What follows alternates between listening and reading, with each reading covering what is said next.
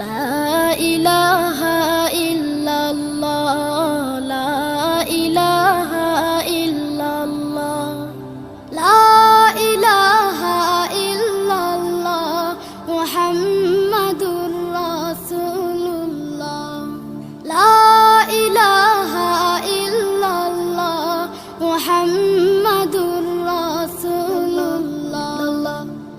কোনো খালিক নেই তুমি ছাড়া, কোনো মালিক নেই তুমি ছাড়া, কোনো মাবুদ নেই তুমি ছাড়া, কোনো মাশুক নেই তুমি ছাড়া।